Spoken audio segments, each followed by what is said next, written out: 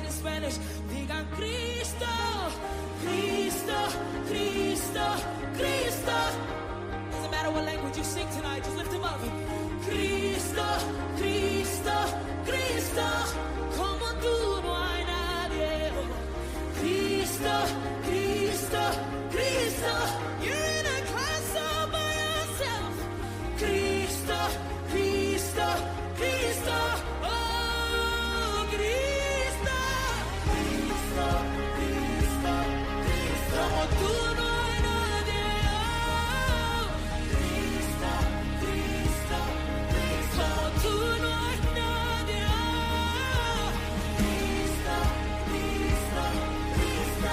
Jesus, Jesus, Jesus, Jesus, Jesus, Jesus, Jesus, Jesus,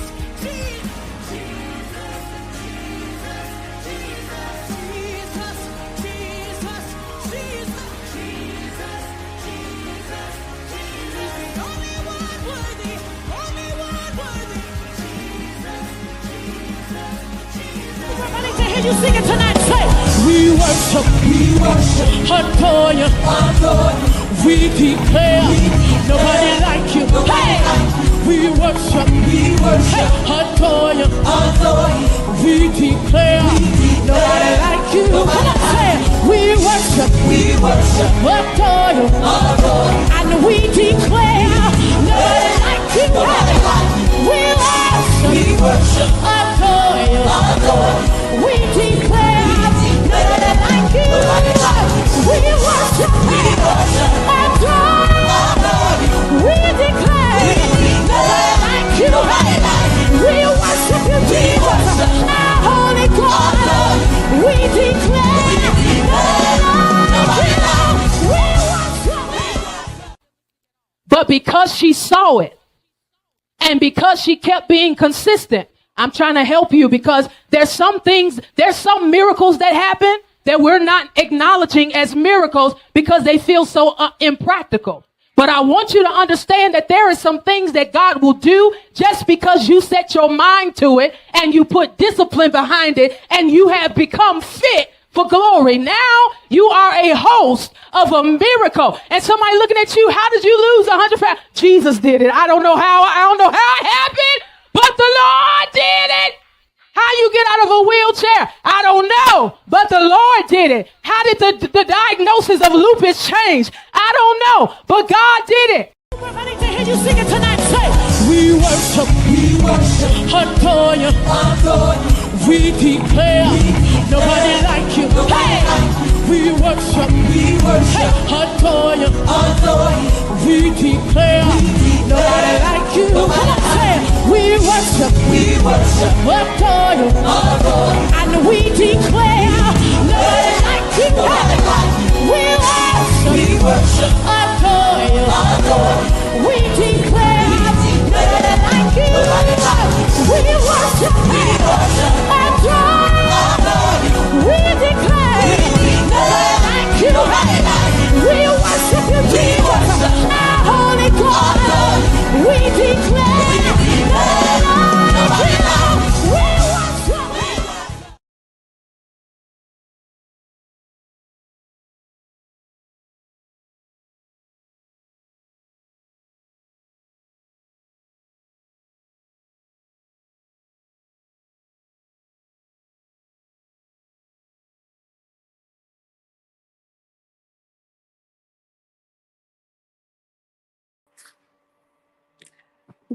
Good morning. How are you? It's good to see you on here on this good, beautiful morning. Yes, this is different, and I know it's different, but what's not different is me asking you to share this live. So press the share button now if you're watching it live on Facebook. If you are watching on YouTube, please press that share button. If you're watching the playback, I want you to watch it, and I want you to comment like you are watching it live. But I do have some wonderful guests with me today. I'll let them introduce themselves. I'm Megan. Tanita. Hey, it's Tamika. It's Tamika. Y'all see Tamika back there in the back? She almost didn't make it. But so y'all probably not gonna see me, you're just gonna kind of hear my voice. But I thought this would be really good for one, we're out here for Marked Oregon.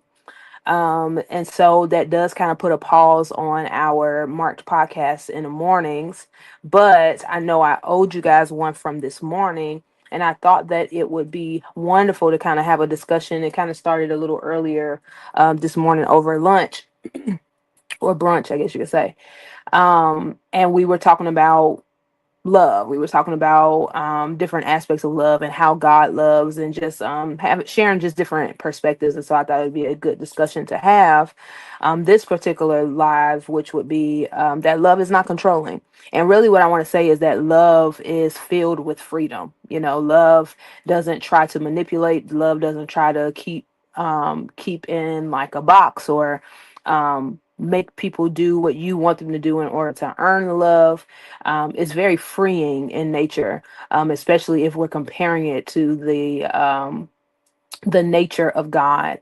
Um, People all the time will say, why, if our life is ordained, and if we're supposed to be doing this and we're supposed to be doing that, then why did God give us free will? Well, because love is freeing. Love is not controlling. And so the story that we're going to come out of today is going to be Luke chapter 15, which we've been talking about this whole time. And that story is pretty much supposed to be a depiction or a representation of God's love towards us.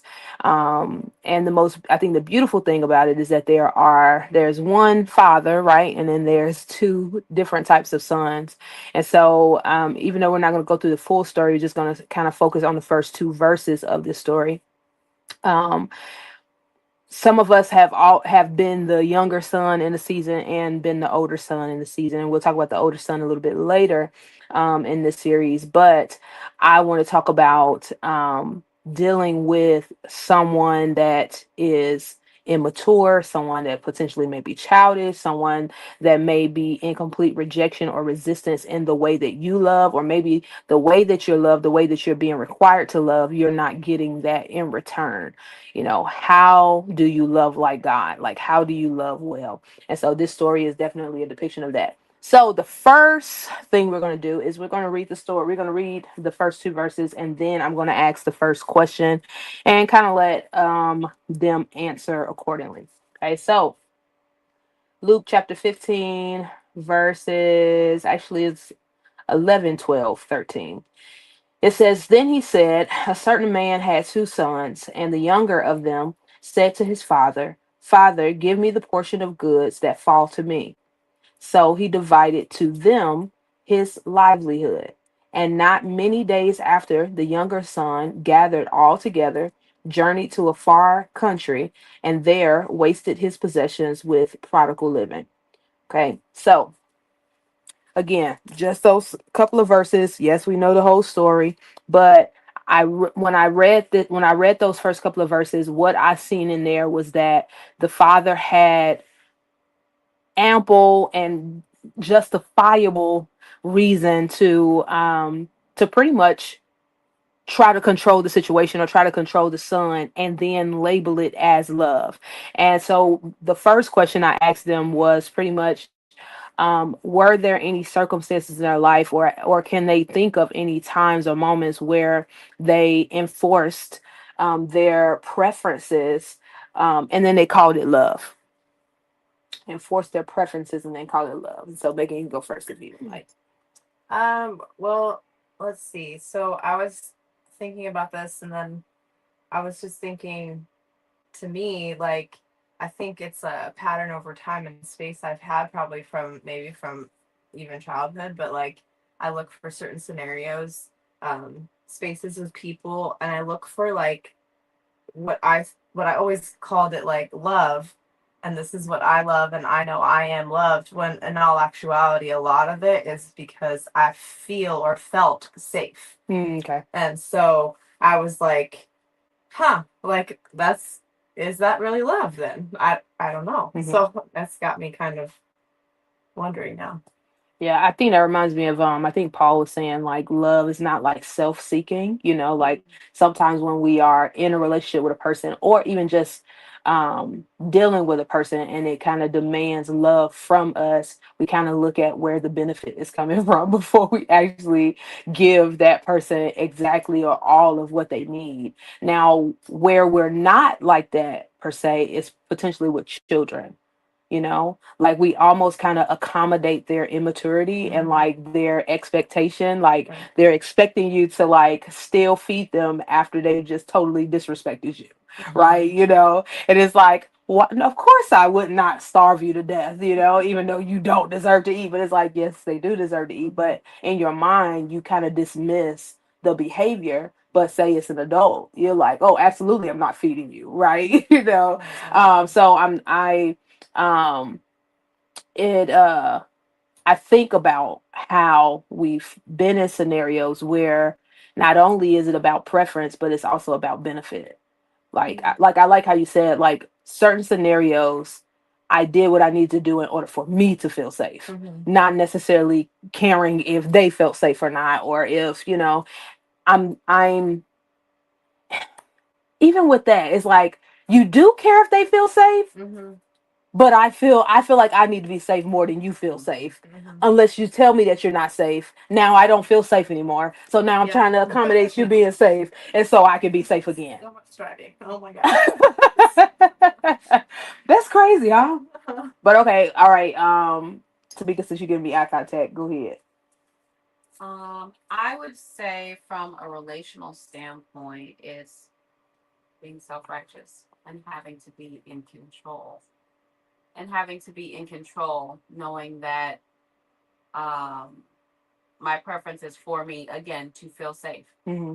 And then from a parental standpoint, you do things out of fear and call it love because you're projecting the things that may or may not happen.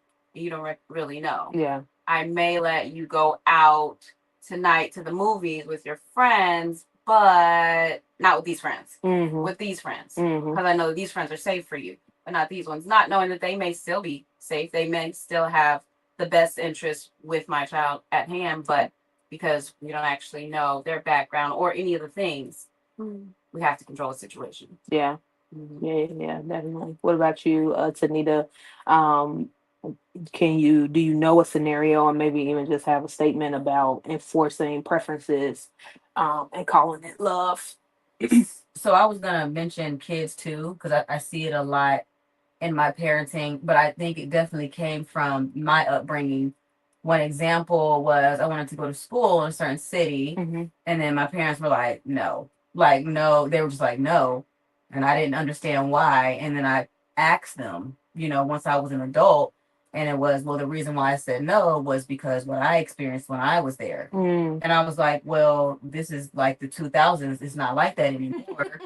So I wouldn't have the same experience. But in their mind, they were trying to keep me from what they went through, not taking into fact that that's not the climate of the times anymore and that in that specific area. And so then I found that I will be doing the same thing to my kids, like when it came to certain things. But when I did this, it didn't work. So I don't want you to do it either because I don't want you to be hurt. I don't want you to all this stuff when in all actuality, they may have the total opposite experience. But I'm trying to protect them from something that I went through.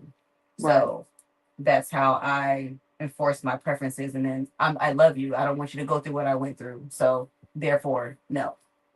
No, that's good. That's really good. Projecting fear that has been projected.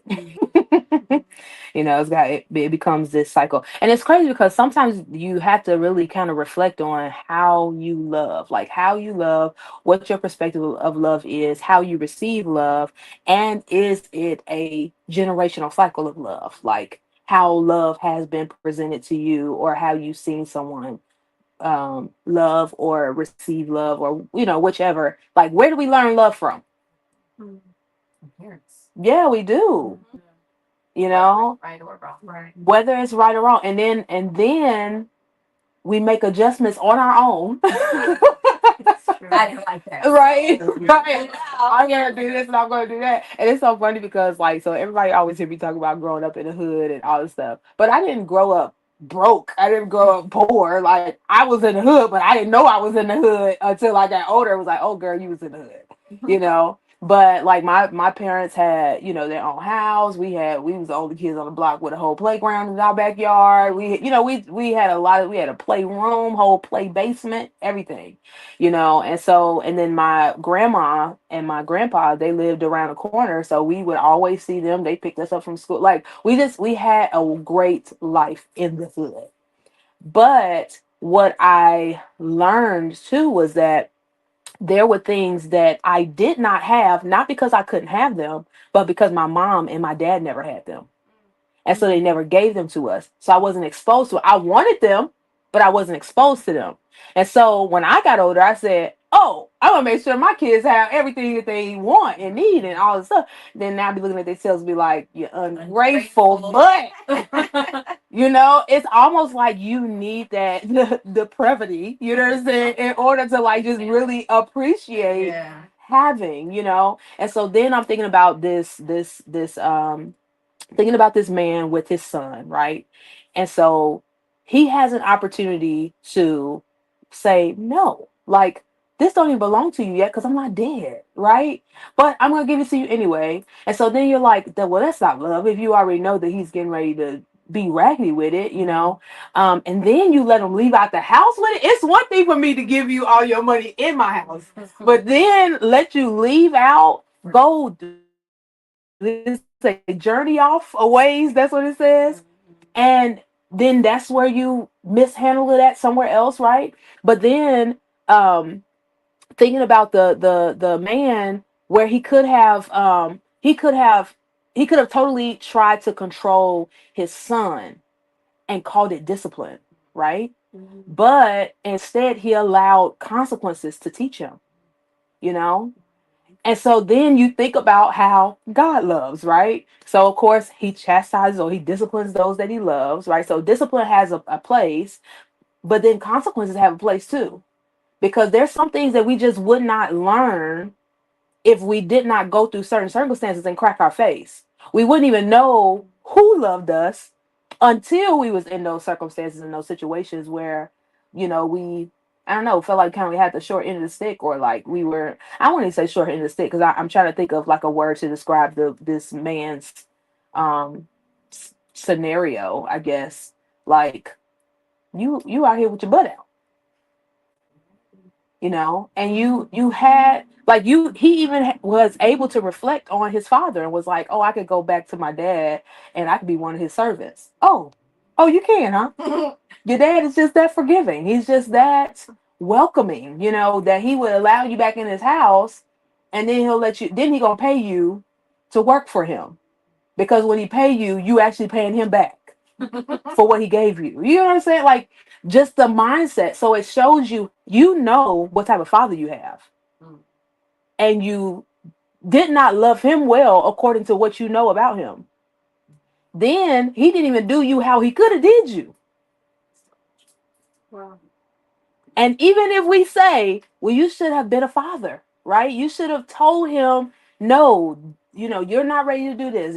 You see, you ain't keeping your room clean. You're a grown man. Don't nobody want you. You ain't got no prospects. He could have went all through the line, but he didn't do that because I believe that consequences, allowing somebody to experience consequences, is love too. I know that's hard to wrap a head around that one, huh? Yes.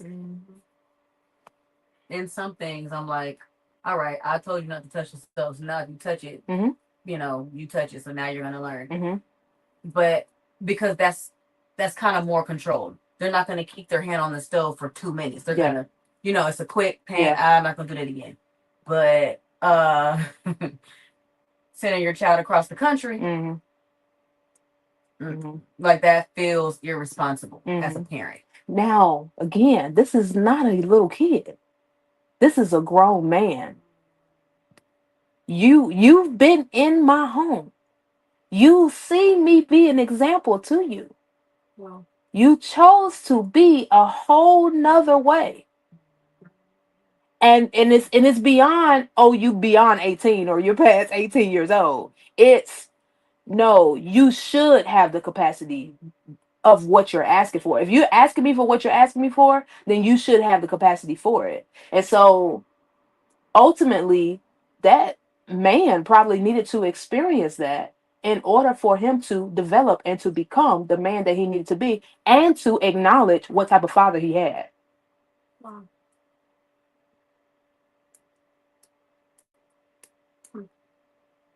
I'm thinking about all the time my mama kicked me out the house. And back then I was like, girl, no ma'am. I would never, right? But then I'm like, but if she never did, I probably would not be the woman that I am today. You know, I probably wouldn't have valued her the way that I valued her when I became an adult and when I became a mother. Now, could I imagine sending my child off right now? Like, that probably would never be an option. But I'm just saying, like, some people need to experience certain things, especially if you can fix your lips and ask for I did it one time. Told my son at midnight. I told my son at midnight, since you think that you know better, them. go ahead and get emancipated. Mm. Take your book bag. Mm. Give me the keys to the house. Mm. Bye-bye. Mm. So I go. He was like, for real? Midnight. Mind you, he was like 14. Mm. And did I have guilt? Absolutely. Did I cry? Absolutely. But he was wilding out, and I didn't know better. I didn't know what to do. Mm-hmm. And did my parents do that to me? No. But as a single parent with no help, Mm-hmm. and you're smoking weed and you're ditching, you're doing all the things, Mm-hmm. I didn't know what to do. Now, did I know exactly where he was going to go? Absolutely. Mm-hmm. 10 minutes up the street. Mm-hmm. Now, was I fearful? Yeah. Mm-hmm. But in that moment, I was like, you have to figure this out because I need a break from you wilding out. Mm-hmm. So to this day, he's like, Mom, that was kind of good. What else?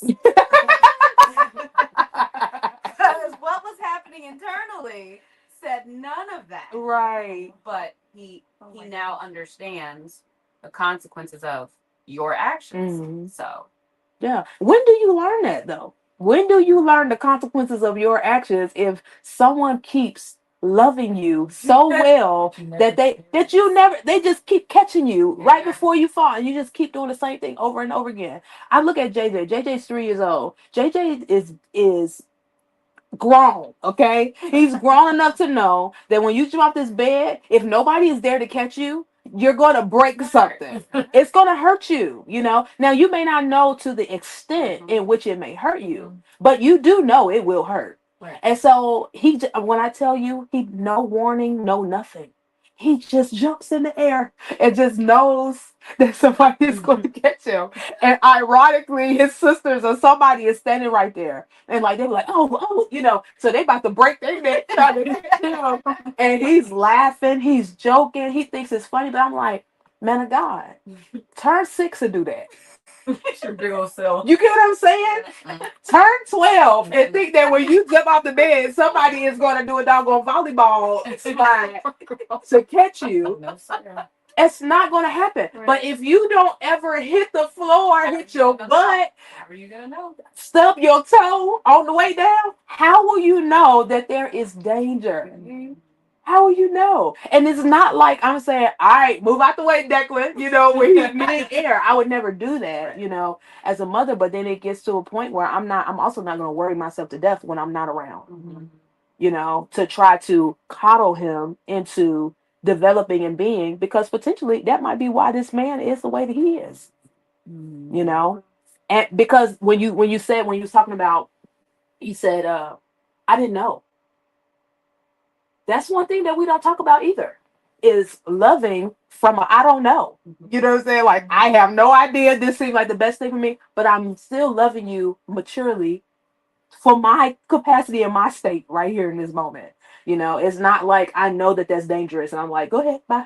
Do whatever you want to do. You know, that's negligent. You know, that's irresponsible. But I think when you have exhausted yourself in love and maybe it wasn't the best decision, love just seems to do its thing. It seems to just like fulfill the assignment even when you're bad at it, when you don't make the best decision, long as you're doing it from a place of trying, you know.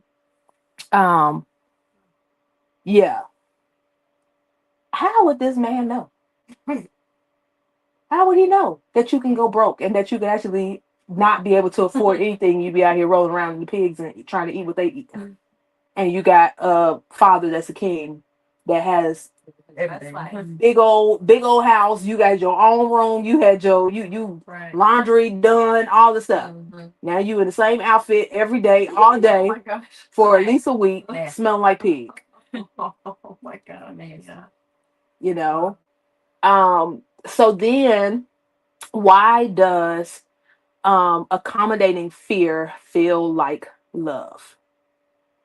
I know this was like one of those hard questions that potentially, I don't know, Tanita, if you wanted to start that one off there.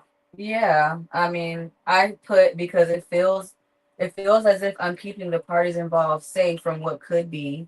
Feels like wisdom, Mm-hmm. and it feels irresponsible to not. Mm-hmm. So again, like just coming from the perspective of my kids are younger, so that's kind of where my thought process is that it's my job to keep you safe, which it is to a certain extent, Mhm. but it is like I have to keep you safe. Mm-hmm. And even though we don't like to say it, if my fears are keeping you safe, then I'm gonna accommodate my fears to keep you safe.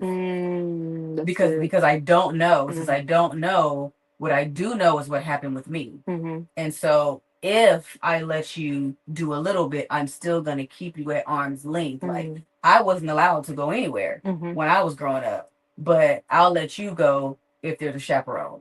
There's gonna be some boundaries on it because I'm not sure, but I don't know. So it's still to me it's logical and it makes sense and it's wisdom. So that's why. But when you say accommodating fear, and it's like all the time I thought I was being a good parent, Right. and now I'm accommodating my fears. So like, once again, Right. life together. But yeah. So I mean, I felt very justified when I wrote that down. But then I'm like accommodating fear. You're just like, oh well, there's that. Just gotta switch that around. I mean, I think that that's normal. Like, that's actually very justifiable. But See, it takes me back to on Tuesday's Bible study when I talked about when you are kingdom, you're governed by higher laws. It's not necessarily a disregard of earthly laws. It's just that you have a higher governance.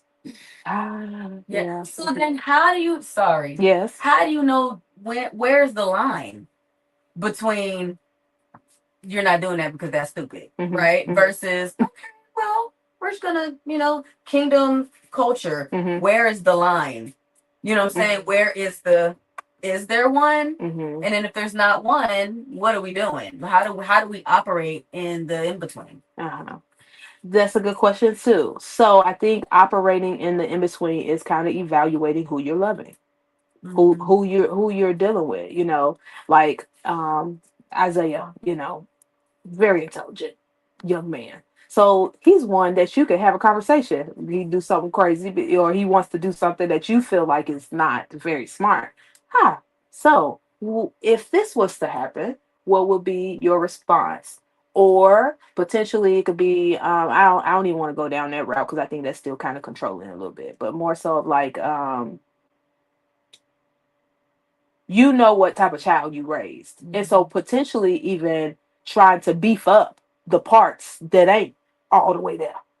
So, Isaiah, do you ever notice when people are walking behind you very closely for a long period of time? Do you ever notice people doing that to you? No, I just look to the floor when I walk, so I don't even notice anything. Like, wonderful. So, son, let's just kind of check our surroundings every now and again. You don't need to know what he'll do in a scenario, because that gets a little sketchy, because then you'll be able to hear, all right, step one. But I think it is. I think that it's okay for you to know that you have fears. You have those fears for a reason, and then to potentially ask questions according to those fears, but don't allow those fears to limit you or limit them either. You know what I'm saying? Or put somebody in a place of like bondage or captivity. But yeah, communication go a long way, and sometimes the answer ain't what you want it to be. But baby, how will you know until you know? Right. Now nobody wants you to get cracked upside the head in order to know. I think that judgment is good too. Making good judgment on stuff like that. But you know, you also can't control him to accommodate what hasn't happened or would could possibly never happen at all. So stuff like that too.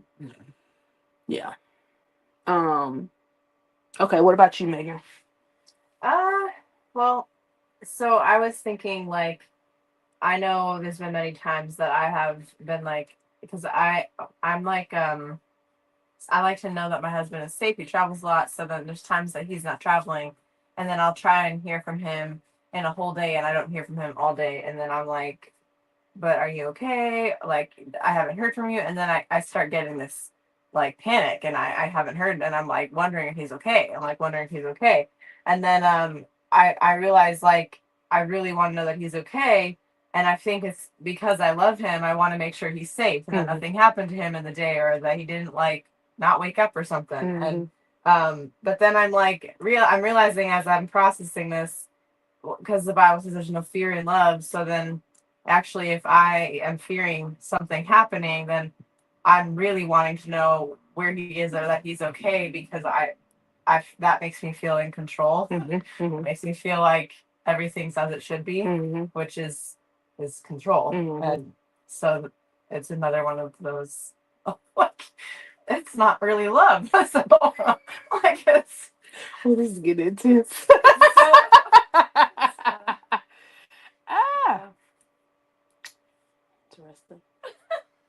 Yeah, I'm telling you, like before I even dug into this, I was over here like y'all, like, oh my god, We gotta start all the way you over. really do. Right. Like you have to. walk again. Yes, that's what I'm saying. You have to erase everything you thought you knew, and then try to know something else, and then you gotta cut that in half. What you know, erase the other half of that, Real. because even parts of that is not even how it's supposed to be. And and again, it's not like even though love is perfect, love is not flawless. You know what I mean? So it's like you've been loving well according to your capacity in that moment, your maturity in that moment. So it's not like, oh man, I've been doing it all wrong. But where you become wrong or where you become immature is if you decide that like when you know better that you're not gonna do better. You know what I'm saying? Like you gonna still do the same things because it makes you feel safe. And so Crazy. then the Makes best you feel safe. yeah, it makes you feel safe. But I mean, the best way to feel comfortable with changing is knowing, I've been loved by God this whole time. And so he's the ultimate example that love is shaped around his nature, or is his nature. Love is God. So when I'm loving, I should be loving from a place of displaying God to a person. And so then too, it comes around, with the whole control thing, it's kind of like, okay, if love is God and me loving means that it's not controlling, then ultimately I'm trusting, right? Not trusting the person. You're trusting God with the person.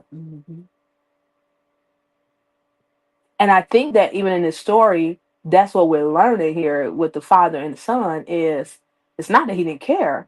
Right. It's that he trusted that whatever he let his son do, that the end result is that the son is going to know that he's loved, or that he's going to feel loved, or that it's going to do whatever love is supposed to do according to his son. And so then we know that the son comes back, and then the son is met with the hug, with the father's arms open wide. But nowhere in there does it say that the father felt love back. So then we meet the other end of love. Like, how do we love well? How do, and it's not people, how do we love God well? How do we receive his love? How, when we're displaying love to others, it looks like God. If we have not received or accepted God's love for us, then it takes us back to the first question. Who taught us how to love? You know, Wow. like we don't even understand that free will is God's love. Like, not only can you make a choice to make the wrong decision and be looking crazy, but you can also make a choice and choose him as well. And that he never comes up to a conclusion concerning you.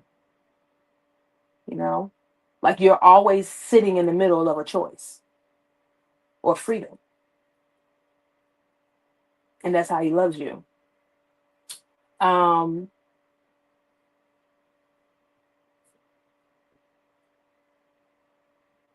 think the last question I had was, how does God love?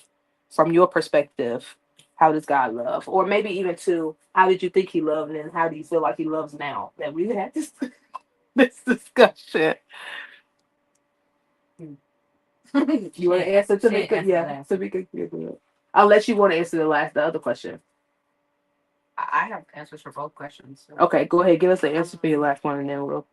So, how does God love? I said from an absolute, pure, perfected place, having no restraints, no conditions, with freedom through discipline.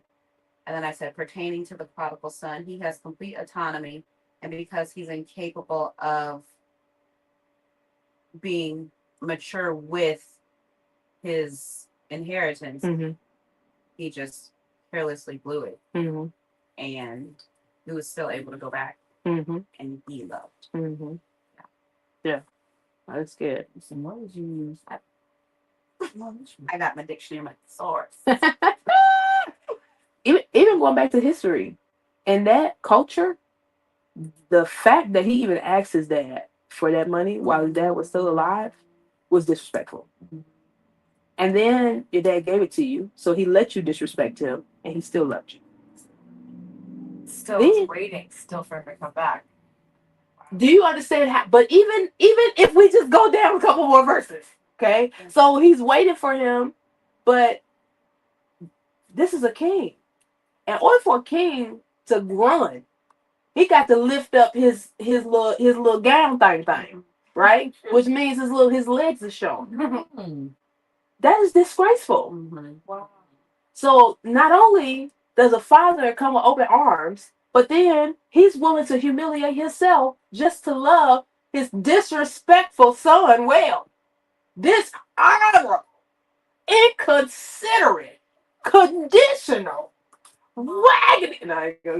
But I'm just saying, like, no, for real, And if we think about how we have loved God, then we sit and reflect on how He's loved us, how we've mishandled the label of a Christian, just being a Christian, being a believer.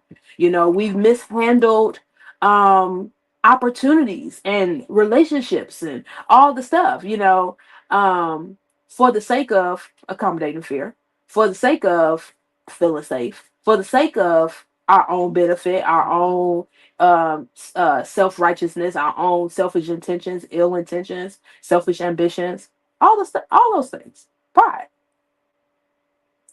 And this man had them knees out, running to his son, just so he knows it's a humiliating walk to come back. And so he humiliates himself too. That's an unconditional love. Wow. He met his son right where he was. Now he ain't come pick him up out the pigs, no. But when you okay, because I'm about to run. Y'all almost lost me right there. Y'all almost lost me. Because the Bible say he came to himself. When he came to himself, he went back to his father. When he went back to his father met him where he was internally. Oh my God. Wow. Make it okay.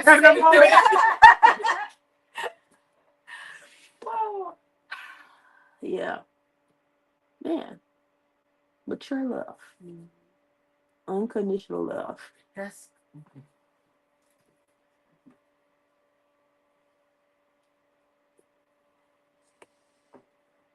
Whew. So, see you emotional here. All right. So, what's the no? Yo, you. Oh, look at you. Look, we ain't gonna. He said not too much. not too much. Ah. Okay, so Offline. what's the what's the perspective of God's love now versus what you had for God's love before? Like before we had this discussion. Well, it's and I could share like the testimony in a more private space, not live like this, but I mean in a simpler way. Like I know I used to love God. I mean not love God. I would receive his love and I think that he loved me when I did well. Mhm. I thought he loved me when I was like on point. And I remember journaling like all the time. When I was younger, I'd be like, I'm sorry, God. I'm sorry. Like my whole journal thing said I'm sorry, like over and over. But now, like, and that's part of what just hit me as you just were explaining that he ran to meet him after he got out of the pigs, and then he met him where he was at internally. Like that like real life really happened to me. Like, and like now I feel like God really is like his love is like so beyond what I could express or understand. And he really, really does. I keep seeing it in Zephaniah 3:17 says that he rejoices over you with singing. He literally like is rejoicing over me, even when I think I'm a piece of crap. And I'm undone by that, especially because there was a thing that was very much like the pigs for me. And it was when I came out of that and I didn't even know if I was still saved. And he met me in that space. And I'm like, I don't really have words. So Yeah. But like, aren't those the moments that like we realize how much God loves us is when he meets us? No, don't touch me. When he meets us and we are completely undone. Like we realize that we have been a completely different person. We've been like, you're thinking about this king with this king and his son. So this is a prince. This is someone who has a stature.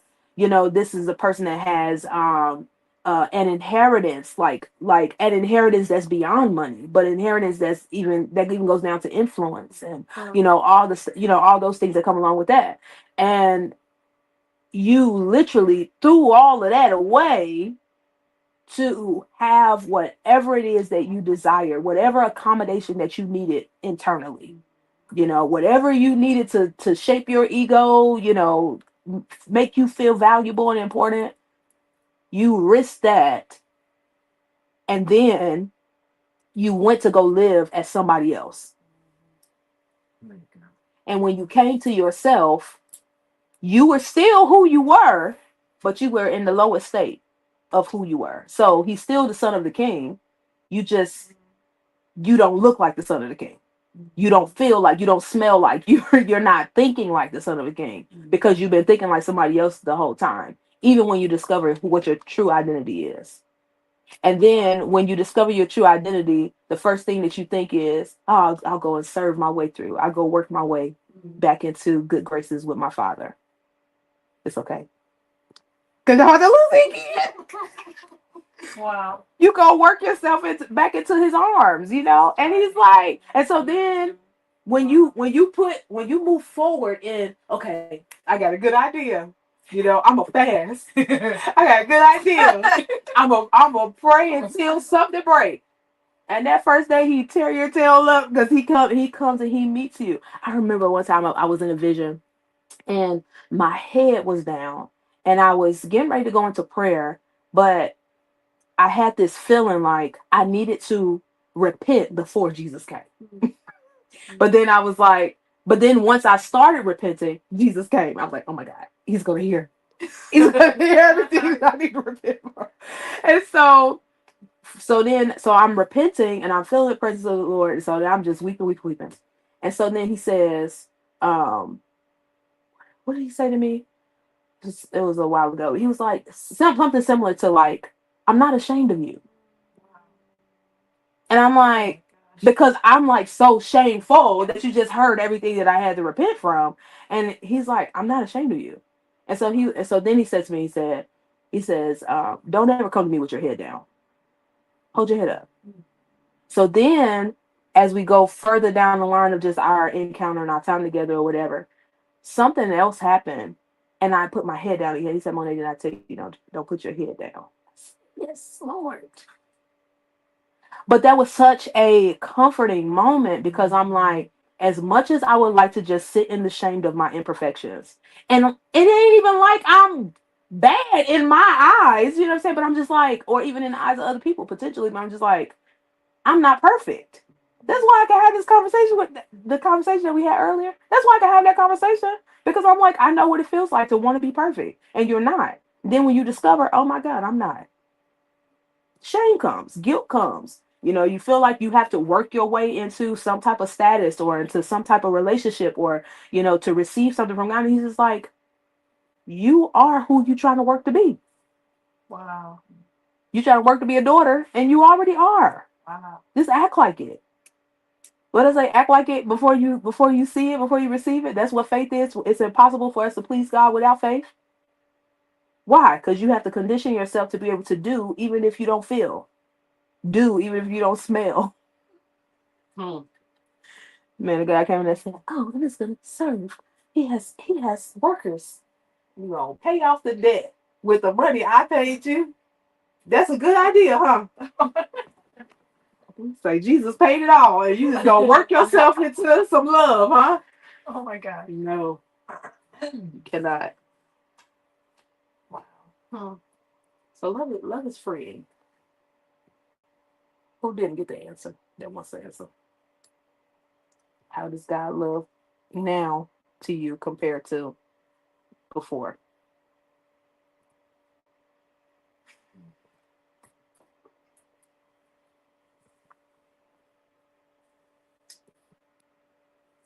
He loves the same. It never changed. Mm. It's how I receive it. Wow. You don't wanna dig into the tears. Nope. No, thank you. Yeah. You scared of something? Am I scared of something? I am not about to fall apart on this live. Offline. Offline. I will say very strongly. Okay. Mm-hmm. When you said think of all the times God let me be disrespectful and still chose to love me well. Mm-hmm. So that's the part that really got me. So that's why I say his love never changed. Mm-hmm. Because he let me go out there and act a plum like fool. You know what I'm saying? Well, he let me, and he still loved me all the way through it and back. You know what I'm saying? And while I'm going back and forth, his love never changed. Yeah. And he was patient enough with me for to give me time to realize it, to accept it, to forget, to act like it never existed, and then come back, and then like all through all the things. So his love has been perfect the whole time. It's just, and he's allowed me to go through the process to figure it out. He didn't take it personal. Mm-hmm. Like he just was like, "You my girl, so we gonna rock forever." You know, so. When you said that, made me think of like, does he expect us to mess up for him to come and be a father? Like, JJ, I expect him to not be able to use the bathroom by himself. I expect him to have water all the way up his arm when he washes his hands. I expect him when he goes to brush his teeth to have toothpaste all up his eyebrow. I expect that. And I expect it, so I'm already preparing myself, or I know that is a moment that I'm going to have to be a mother. But I have to wipe his face. I have to change his shirt. And it's not an inconvenience either. You know what I'm saying? Like I'm not frustrated. Like I just didn't expect him to douse himself, take a shower in the sink. You know, but I expect that to be a moment where I can be his mother, where he doesn't have to suffer because I don't want to be a mother or because I'm trying to teach him a lesson, so I withhold my mothering from him. You're gonna learn how to just wash your fingers. You know, when you said that, it made me think of that. Like, I don't think God expects us to be perfect. I think we expect ourselves to be further along. And so we are saying, I shouldn't have done that. I know better. Mm-hmm. So since I know better and I still did it, Mm-hmm. God's gonna feel the same way. Mhm. God knows that I know better. He's like, I ain't raised you like that, right? Mhm. Basically, like how we would do our kids. Mhm. So it's not him putting that pressure on us, it's us putting that pressure on ourselves because we feel like we should be further along because we know better. Mhm. And so that's like, Striving. Yeah. yes, he expects us to mess up, Yeah. but at this point, I know that 1+1 is 2. If I'm Mhm. still writing 0, what are we doing?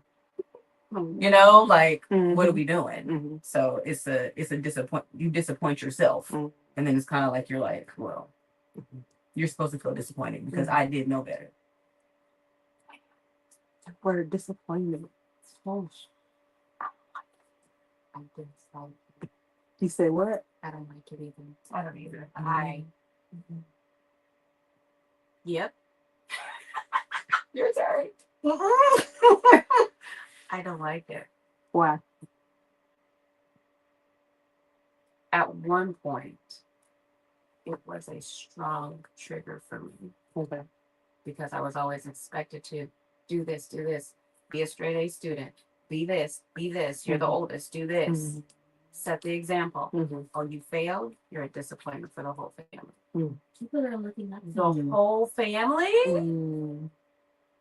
So for a while, up until October of last year, Mm-hmm. when I got rebuked, I was like, disappointed. I disappointed you. Yeah, it was tough, and the rebuke wasn't tough. It was the word disappoint. Mm-hmm. I was like, oh, Mm. let's peel back the Mm. layers Mm-hmm. and deal with it. Interesting. Mm-hmm. But then to her point, it just makes me think like we put limits on ourselves. So do we put limits on him? And if we do, how do we combat that? Mm-hmm. And then what does a limitless love look like? Mm-hmm. What does that look like? Just walk in it. What does that look like? Mm-hmm. Mm-hmm. His love. Like it's an example. Like his love, him as a lover is an example to emulate safely, like without any hesitation, without any fear, you know. So then that's why too, like the word is like I get the word disappointment. I get that. But then too, associating God with being disappointed by us, it bothers me now. Didn't bother me before, it makes sense before. Right. Because I understand disappointment, you know. But I believe that God looks for opportunities to father us. And that a part of, even with the 1+1 and we're writing down 0, it's not, you dummy. Why you keep doing that? You know what I'm saying? Like you're on the spectrum. You know what I'm saying? But it's the idea that, okay, let's find the disconnect. Let's discover the disconnect. I'm there with you, walking through the disconnect. And I think earlier today I had mentioned, the spirit of adoption, teaching you how to be adopted, teaching you how to be a child of God. Not necessarily how to be in action, but how to be in thinking, how to be in nature, how to be in your actions, because that is what's going to, you're displaying from what's going on the inside.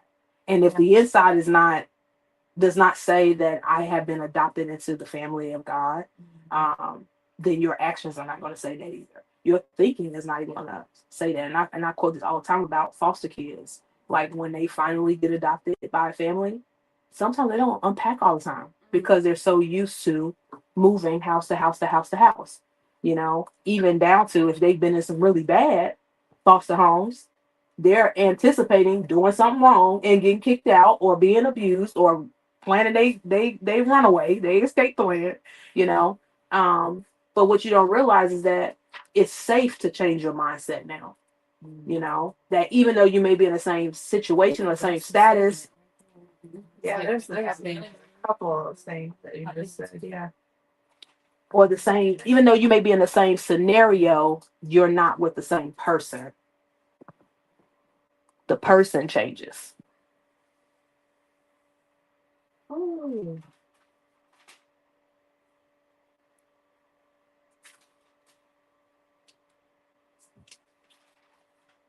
So now hearing that God looks at us in disappointment when we don't do everything right, I'm like, I don't think he ever expected us to do everything right. That's why Jesus came. Because all the stuff we did, all the pigs, Yeah. was why he went to the cross. Yeah. That's what he took on the cross. Yeah. That was him running with his knee showing. It was. Yeah. And,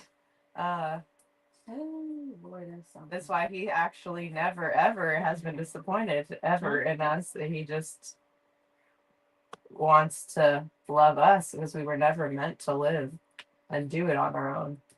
Absolutely. The relationship matters. Sometimes you need a premise for the relationship. Like sometimes you need a reason why you need to draw closer. That's why I talk about conflict and confrontation in relationships. Like we have to address the bad things because we will never get close enough to, you know, like we'll never get close enough. Like we'll just be on the surface. You know, I don't know what makes you mad. I don't know, you know, what annoys you or, you know, any of those things. And then if I don't know, I'm going to keep doing it.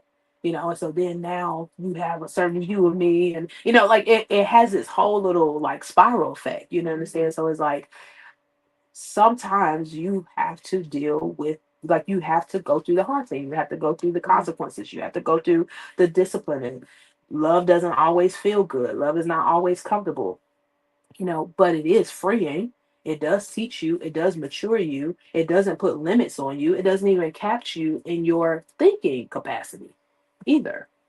You know, I tell people all the time, you have to treat people how they act. You act like you're 3, I'm gonna treat you like you're 3. But that's not necessarily love.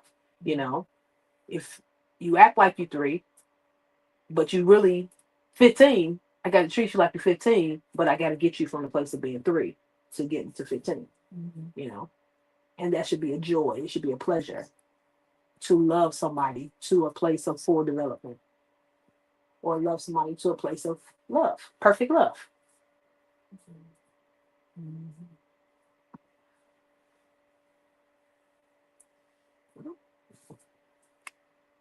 Well, that's that.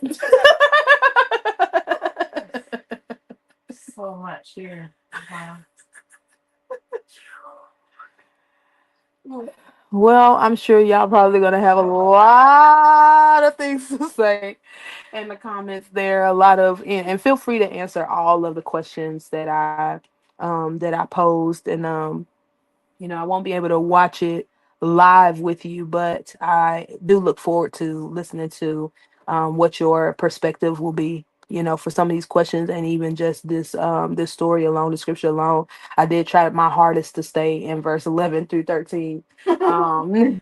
But there's just so much in this story in general. And this is probably one of my favorite stories in the Bible because I feel like I can relate so much to it, you know.